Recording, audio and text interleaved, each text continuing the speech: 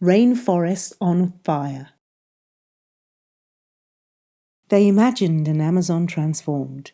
Out of an impenetrable wilderness, settlers would build a dense grid of ranches and small farms, each one connected to coastal ports and global commodity markets by a mighty network of roads and highways.